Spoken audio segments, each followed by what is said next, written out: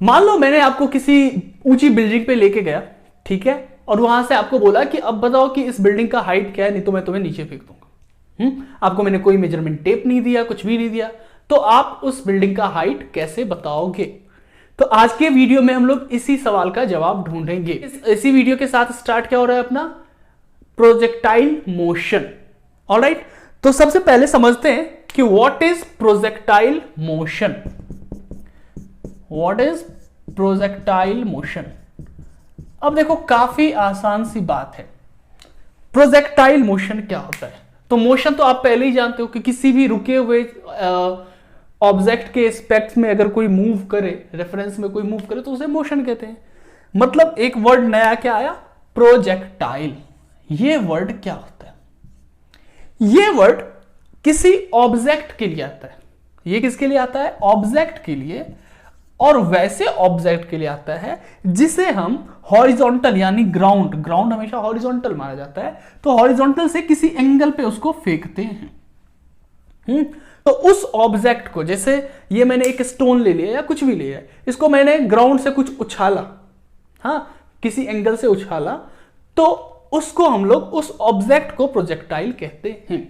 बाकी अगर आप पूरा प्रोजेक्टाइल मोशन जानना चाहो तो सिंपल एक लाइन में आप इसका छोटा सा डेफिनेशन बोल सकते हो, motion of object in air is called projectile motion. बहुत ही आसान है कि motion of object in air, इसी को हम लोग क्या बोलते हैं? Projectile motion. अब देखो ग्राउंड पे कुछ भी चलता है तो उसको क्या बोलते हैं? रेक्टिलिनियर मोशन या फिर ट्रांसलेटरी मोशन। लेकिन जब वो एयर में जैसे ही गया, जैसे ये एक प्लेन है, ठीक है, ये प्लेन ऐसे चल रहा है, अभी ये ग्राउंड पे है, तो ये कैसा मोशन कर रहा है? ट्रांसलेटरी मोशन या रेक्टिलिनियर मोशन। अब जैसे ही ये ग्राउंड छोड़ के ऐसे ऊपर उठा तो ये क्या बन गया? Projectile motion. तो क्लियर हो गया कि projectile motion is what? Motion of object in air. और ग्राउंड पे अगर चल रहे हो तो रेक्टिलिनियर और translatory motion. Now projectile motion कितने टाइप के? तो प्रोजेक्टाइल मोशन 3 टाइप के होते हैं। मतलब आप एयर में किसी भी ऑब्जेक्ट को 3 तरीके से फेंक सकते हैं। तो प्रोजेक्टाइल मोशन के 3 टाइप्स। पहला vertical projectile. Vertical projectile, vertical मतलब आप जानते हो क्या? Y axis. वर्टिकल मतलब वाई एक्सिस, मतलब अपना ऑब्जेक्ट जो है वो वर्टिकल डायरेक्शन में फेंका जाए। मतलब प्योरली इसको इस तरीके से डिफाइन करो, initial velocity in y direction. मतलब किसी ऑब्जेक्ट का इनिशियल वेलोसिटी y में होना चाहिए। तो इस केस में 2 केसेस आते हैं, एक नीचे जाना, एक ऊपर आना, जो कि अभी हम आगे डिस्कस करने वाले हैं। फिलहाल 2 अलग और दोनों टाइप्स को समझ लें। दूसरा होता है हॉरिजॉन्टल प्रोजेक्टाइल। इसमें क्या होता है? जब इनिशियल वेलोसिटी x डायरेक्शन में होता है, जो कि हम लोग नेक्स्ट वीडियो में पढ़ेंगे। हॉरिजॉन्टल प्रोजेक्टाइल मतलब ये एक टेबल ऐसे रखा हुआ है और इस बॉल को आपने इधर x डायरेक्शन में ऐसे धक्का दे दिया, तो आपने तो x डायरेक्शन में दिया, लेकिन ये बॉल क्या होगा? कुछ देर जाने के बाद ये y डायरेक्शन में भी मूव करने लगेगा। ये y होता है तो y में भी मूव करने लगेगा। तो ये होता है हॉरिजॉन्टल प्रोजेक्टाइल। और तीसरा होता है एंगुलर प्रोजेक्टाइल। एंगुलर प्रोजेक्टाइल जहां पे बॉल को किसी एंगल पे फेंका जाता है। तो एंगल पे फेंकते हैं तो ऐसे जाता है, एंगल कितना हो गया? कुछ थीटा एंगल पे फेंका तो ऐसे गया, तो ये एंगुलर होता है। तो नेक्स्ट में मैं हॉरिजॉन्टल बताऊंगा, उसके नेक्स्ट में एंगुलर बता दूंगा। आज का वीडियो हमारा किस पे है? तो आज का वीडियो हमारा है इस वर्टिकल प्रोजेक्टाइल पे। सो वर्टिकल प्रोजेक्टाइल में 2 चीजें आती हैं। एक आता है मोशन अंडर ग्रेविटी, मतलब स्पेशली मोशन अंडर ग्रेविटी ही आता है। Motion under gravity, under gravity. अब वाई एक्सिस में हमें किस में रखना है मोशन? प्योरली वाई एक्सिस में। थोड़ा भी एक्स में नहीं जाना। थोड़ा भी अगर एक्स में गए तो वो क्या हो जाएगा? एंगुलर प्रोजेक्टाइल हो जाएगा। तो इसमें 2 केस बनता है। एक बनता है कि बॉल या ऑब्जेक्ट जो भी है वो अपवर्ड जाएगा, और दूसरा बनता है कि वो डाउनवर्ड आएगा। ठीक है, ये वर्टिकल प्रोजेक्टाइल का हम लोग टाइप पढ़ रहे हैं। वर्टिकल प्रोजेक्टाइल को आप डिफाइन करोगे कैसे? When object having initial velocity in y direction, हाँ, in vertical direction, that projectile is called vertical projectile. Clear है? नाउ अपवर्ड क्या हो सकता है कि बॉल को हम यहां से ऐसे लिए और ऊपर फेंक दिए, डाउनवर्ड क्या होगा कि ये ग्राउंड है और बॉल नीचे आ रहा है या ऑब्जेक्ट नीचे आ रहा है। क्लियर है? अब देखो कितना आसान है। बुक्स में ना एक पॉइंट कंफ्यूजिंग रहता है डायरेक्शन को लेके, हाँ, कि ऊपर वाई नेगेटिव मान लो, नीचे पॉजिटिव मान लो, और वो इक्वेशन को थोड़ा सा कॉम्प्लिकेटेड दिखने में लगता है।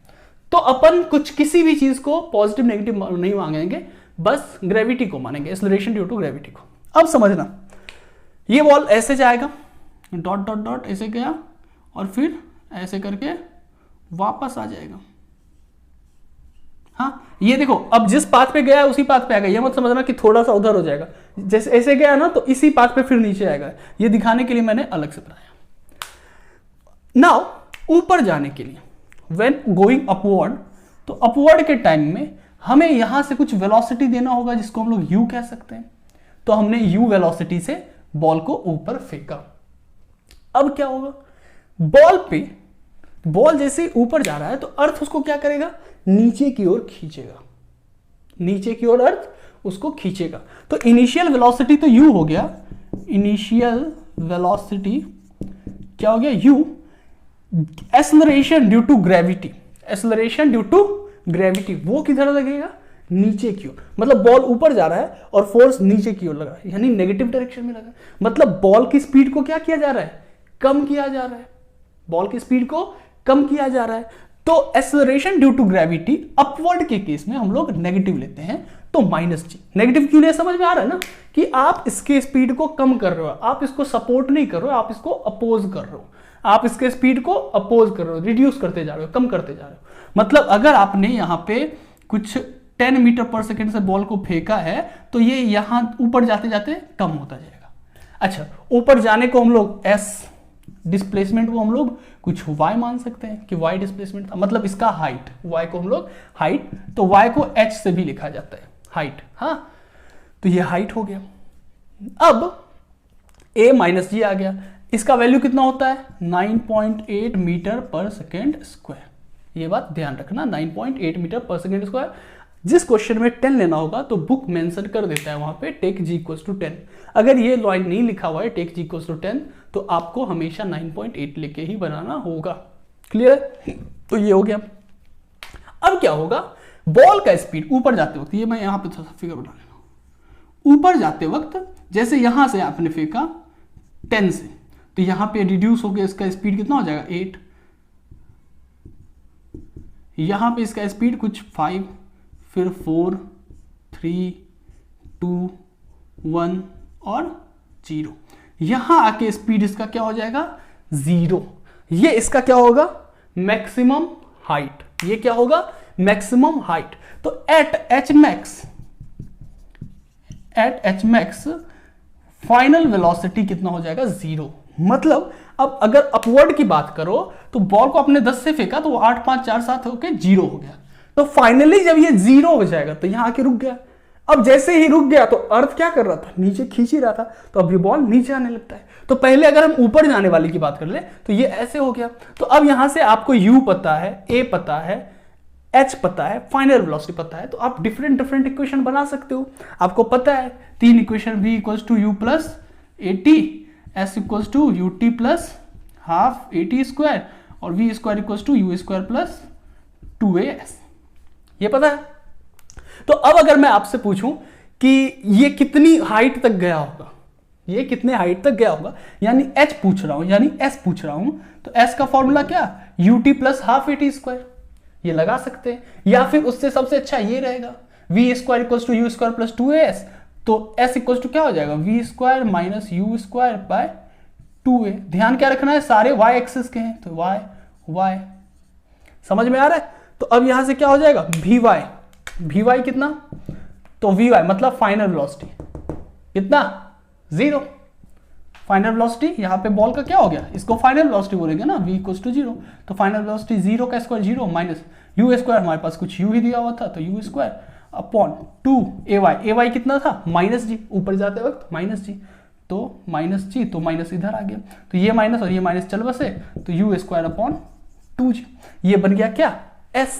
अब देख रहे हो s पॉजिटिव आ गया ना, तो s जो है ना बाबू, डिस्प्लेसमेंट ऊपर जाते वक्त या नीचे जाते वक्त उसके प्लस माइनस के झंझट में पड़ना ही नहीं, बस एक्सेलरेशन ऊपर जाते वक्त नेगेटिव, नीचे आते वक्त पॉजिटिव। तो ये ऐसा हो गया। टाइम निकालने बोले तो v equals to u plus a t, तो t equals to v minus u by a, तो v कितना है 0 माइनस यू अपॉन ए कितना माइनस जी, तो माइनस माइनस कट गया तो u अपॉन जी, ये टाइम पीरियड हो गया। क्लियर है? अब डेटा बैठा दो ना, जैसे 10 था तो यहाँ क्या हो जाएगा 10 का स्क्वायर बाई 2 इंटू 9.8 निकल जाएगा। 10 था तो 10 बाय 9.8, ये उसका टाइम इंटरवल हो जाएगा। क्लियर है? नाउ अब अगर डाउनवर्ड की बात करें तो डाउनवर्ड के केस में क्या होगा, अब यही बॉल नीचे आने लगेगा, तो नीचे आते वक्त इसका इनिशियल वेलोसिटी कितना हम लोग मानेंगे 0। डाउनवर्ड के केस में इनिशियल वेलोसिटी कितना 0, वो 0 से ही स्टार्ट हो रहा है ना। अब क्या हो रहा है, अर्थ इसको अपनी तरफ खींच रहा है, यानी इसके मोशन को सपोर्ट कर रहा है, इसके वेलोसिटी को बढ़ा रहा है, स्पीड को बढ़ा रहा है। तो अब इस केस में ए जो होगा वो हम लोग प्लस जी लेंगे। समझ में आ रहा है? ए क्या लेंगे प्लस जी। उसके बाद फाइनली ये यहां पहुंच जाएगा, हाँ फाइनली ये यहां पहुंच जाएगा, यहां पे कुछ v वेलोसिटी होगा, डिस्प्लेसमेंट वही s इक्वल टू h होगा, जितना ये था उतना ये था, प्लस माइनस लेना कि नहीं है। समझ गए ये बात? नाउ फिर उसी तरीके से आप इस सब इक्वेशंस में बैठाओगे, ये बन जाएगा। तो इसमें कुछ नहीं था। समझने की बात क्या है आपको कि 2-3 डेटा आप दिमाग में फिट कर लो, जैसे कि बॉल ऊपर जा रहा है, ठीक है, ये जैसे बॉल ऊपर गया ना, हाँ, तो ये ऐसे ऐसे होता गया। तो एक पॉइंट क्या आपको ध्यान रखना है, at same horizontal level velocity, sorry speed, velocity नहीं स्पीड, अभी वो भी बताऊंगा क्यों स्पीड रिमेन्स सेम। मतलब कि अब ये बॉल जैसे गया और फिर ये क्या होगा, ऐसे वापस आएगा, ऐसे बॉल वापस आएगा। तो at same horizontal level, horizontal मतलब किसको कहते हैं हम लोग, हॉरिजॉन्टल ये होता है, ये ऐसे करके हॉरिजॉन्टल एक्सिस होता है ना। तो एट सेम हॉरिजॉन्टल लेवल, यानी मान लो यहां नीचे से ग्राउंड से कुछ 1 मीटर की ऊंचाई पे जितना वेलोसिटी जाते वक्त था, आने वक्त भी उतना ही होगा। मतलब जाते वक्त अगर इस पॉइंट पे 1 मीटर ऊंचाई पे 8 मीटर पर सेकेंड था, तो लौटते वक्त भी कितना होगा 8 मीटर पर सेकेंड। ये आप प्रूव भी कर सकते हो, और प्रूव करने की मुझे कोई जरूरत लग नहीं रही है क्योंकि बहुत ही आसान है। बस ये पॉइंट ध्यान रखना कि जितना जाते वक्त वेलोसिटी उतना ही आते वक्त। तो इस हिसाब से अगर मैं आपको पूछूं कि एक बंदे ने 40 मीटर पर सेकेंड से बॉल को ऊपर फेंका है, तो वो कितने से कैच करेगा, तो वो 40 से ही कैच करेगा। 40 से फेंका और अगर वहीं पे हाथ रखा हुआ है तो 40 से ही कैच करेगा। समझ रहे हो? अगर वो हाथ थोड़ा सा नीचे रखा, मतलब मान लो इसने यहां से फेंका था और कैच करते वक्त उसका हाथ यहां पे इतना नीचे, तो उस केस में क्या होगा, और वेलोसिटी नीचे बढ़ता ही जाएगा ना, नीचे आते वक्त बॉल का वेलोसिटी बढ़ता है। तो इस पॉइंट पे तो 40 होगा, लेकिन यहां पे आके कुछ 41 42 जो भी हो, तो अगर आप उससे नीचे कैच करते हो तो बॉल ज्यादा स्पीड से आपके हाथ पे आएगा। अगर आप इस हाइट से ऊपर कैच करते हो तो बॉल थोड़ा स्लो आएगा। समझ में आ रही है बात? तो ये एक पॉइंट आप ध्यान में रखो कि at same horizontal level speed remains same. Velocity क्यों नहीं बोलते हैं, तो देखो velocity is what, vector quantity, तो मैग्नीट्यूड और डायरेक्शन दोनों का खेल होता है। तो ऊपर जब बॉल को फेंकते हो तो बॉल का डायरेक्शन ऊपर है, हाँ, तो मान लो यहां पे 8 मीटर पर सेकेंड डायरेक्शन क्या हुआ, अपवर्ड, लेकिन यहां नीचे आते वक्त 8 metre per second direction downward हो गया। तो डायरेक्शन अगर चेंज हो गया तो वेक्टर चेंज हो गया ना, तो वेक्टर नहीं कहेंगे, वेलोसिटी वेक्टर नहीं कहेंगे, स्पीड लेंगे। स्पीड हमेशा क्या होता है, स्केलर क्वांटिटी, मैग्नीट्यूड, मतलब यहां भी 8 यहां भी 8, बात बराबर है। समझ में आ गई बात? तो इतना ही खेल था, बहुत बच्चों वाला। क्लियर है? ये लाइन सबसे ज्यादा काम आने वाला है, at same horizontal level speed remains same. ये क्वेश्चंस ऐसे सारे क्वेश्चंस में इसके कंसेप्ट बहुत ज्यादा आते हैं। समझ गए? तो अब चलिए कुछ एग्जांपल देख लेते हैं और फिर खत्म करते हैं इसको ना। अब मान लो जैसे मैंने आपको बताया था कि स्टार्ट में बोला कि अगर एक आपको मैंने हाइट पे लेके चला गया और वहां से आपको बॉल फेंकने के लिए बोला, तो सॉरी बॉल फेंकने नहीं, मतलब वहां से मैंने आपको कहा कि इस बिल्डिंग का हाइट बताओ बिना मेजरमेंट टेप के, तो कैसे बताओगे? तो आप क्या करोगे, आप कहोगे कि भाई साहब ऐसा करो, आप मुझे एक स्टोन दे दो या कुछ भी एक ऑब्जेक्ट दे दो और एक स्टॉप वॉच दे दो जिसमें सही सही टाइम बताए। अब आप क्या करोगे कि ये ग्राउंड है, आप यहां इस बिल्डिंग के यहां पे हो। अब आप क्या करोगे, उस ऑब्जेक्ट को ऐसे फेंकोगे, उस ऑब्जेक्ट को ऐसे छोड़ोगे और उसी टाइम क्लॉक ऑन कर दोगे, उसी टाइम क्लॉक क्या करोगे, स्टार्ट कर दोगे। तो क्लॉक जैसे ही यहां से ऑब्जेक्ट छूटा, ऑब्जेक्ट छूटते वक्त स्पीड कितना होगा, 0। इसी को ना हम लोग कहते हैं motion under gravity, free fall. Free fall का मतलब क्या होता है कि उसको हमने कोई वेलोसिटी नहीं दिया, वो उसको बस हमने फ्री कर दिया, वो ऐसे बंधा हुआ था, इसको हमने बस फ्री कर दिया, जाओ जी लो जिंदगी, और कुछ नहीं किया, पैसा वैसा कुछ नहीं दिया। मैंने कहा लात मारा, नहीं लात भी नहीं मारा, मैंने कहा जाओ बेटे आप जाओ, अब आपसे नहीं होने वाला, हमारे तुम्हारे लेक्चर बिल्कुल ठीक नहीं लग रहे। तो इसके लेक्चर ठीक नहीं लगे तो आपने इसे फ्री फॉल कराया, और फ्री फॉल कराया उसी समय आपने स्टॉप वॉच स्टार्ट किया। अब आपने क्या देखा कि ये कब ग्राउंड से टकराया, जैसे ही ग्राउंड से टकराया आपने स्टॉप वॉच बंद कर दिया। आपने क्या देखा कि भाई साहब टाइम तो लग गया कुछ 2 सेकेंड। आप कहे हो गया, हाइट आ गया। कैसे आ गया, तो आपको पता है s यानी height equals to ut plus half AT square. तो u कितना, तो u आपने बोला 0 हमने रखा था, तो 0 इंटू टी 0 ही हो जाएगा, प्लस हाफ a कितना, तो नीचे आते वक्त प्लस 9.8 इंटू टाइम का स्क्वायर कितना, 2 का स्क्वायर 4, तो 2 से 2 कट गया, 9 इंटू 2 8 16, तो 19.6 मीटर। मतलब आपने बता दिया कि ये इतनी ऊंचाई का बिल्डिंग है। समझिए, तो बहुत आसान, कुछ की जरूरत नहीं पड़ी, फिजिक्स लगा दिया आपने। अब मान लो आपने इसी केस में थोड़ा और अच्छे से, अगर थोड़ा और उसको घुमाया, और फिजिक्स के मजे लूटे, तो और कैसे फिजिक्स के मजे लूटे, तो ये आपका ग्राउंड और आप ये बिल्डिंग पे खड़े, हाँ आपने मांगा वो ऑब्जेक्ट, और उस ऑब्जेक्ट को, ये ऑब्जेक्ट यहां रहा, उस ऑब्जेक्ट को आपने पहले ऊपर फेंक दिया, ऊपर फेंक दिया, ठीक है, और ऊपर फेंक के और फिर ये ऐसे ऐसे ऐसे ऐसे करके नीचे आ गया।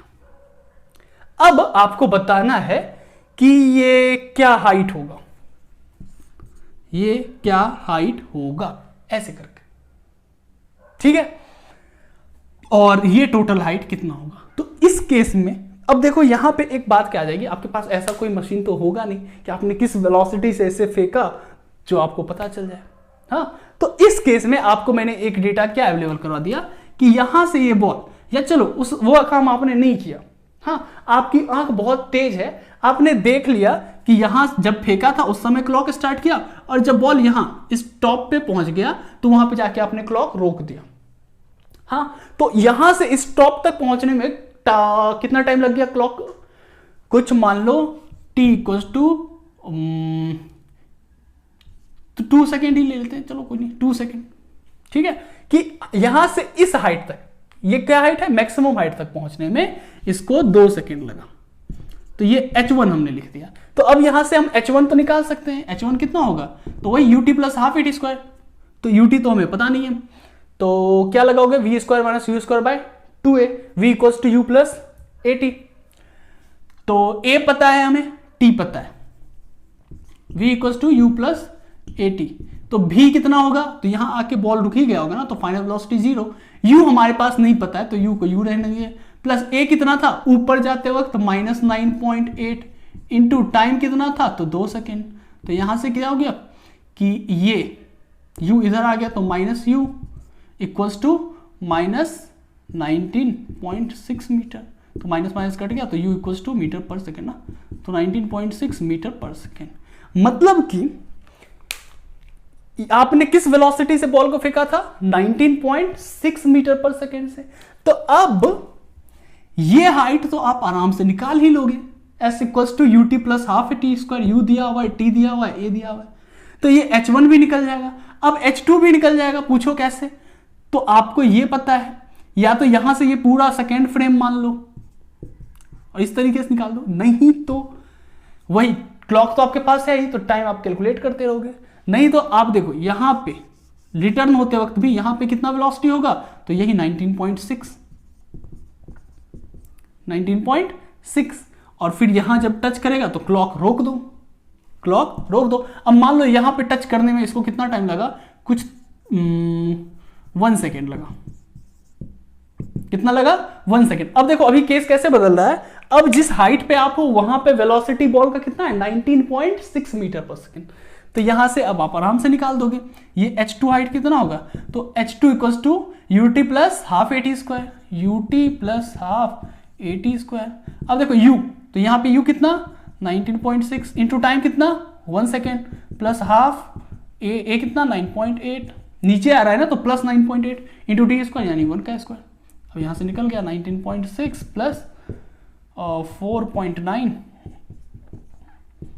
तो वो 9 6 15 23 24 तो 24.5 मीटर ये हो गया क्या, ये हाइट h2। तो यहाँ से अब हम लोग क्या करेंगे, टोटल निकालने के लिए h equals to h1 plus h2, तो this will h1 plus h2 ये कितना निकलेगा, तो वो आप यहाँ से निकाल लोगे h2, बात खत्म हो जाएगी। तो इसी तरीके के क्वेश्चंस आपको रहते हैं, सिंपल सिंपल बहुत इजी, इसके अंदर कुछ ज़्यादा रहता नहीं है, समझ गए। नेक्स्ट लेक्चर जो होगा वो आपके लिए इंटरेस्टिंग होगा। ये चीज़ आपने 9th-10th में भी शायद पढ़ा होगा, मोशन अंडर ग्रेविटी, तो ये ज़्यादा वो प्रॉब्लमेटिक नहीं था, आपको इजीली समझ में आ गया। नेक्स्ट जो है horizontal projectile and regular projectile, वो आपके लिए मे बी न्यू हो, अगर आप 11th में आए हो, जो 12th वाले हो तो उनके लिए पुराना ही होगा। तो चलिए इसके क्वेश्चंस मिले तो ढूंढ के कीजिए, मोशन अंडर ग्रेविटी के आज ही कर लीजिए, जिससे हमेशा के लिए वो याद रहे। और मिलते हैं नेक्स्ट लेक्चर में, तब तक के लिए बाय।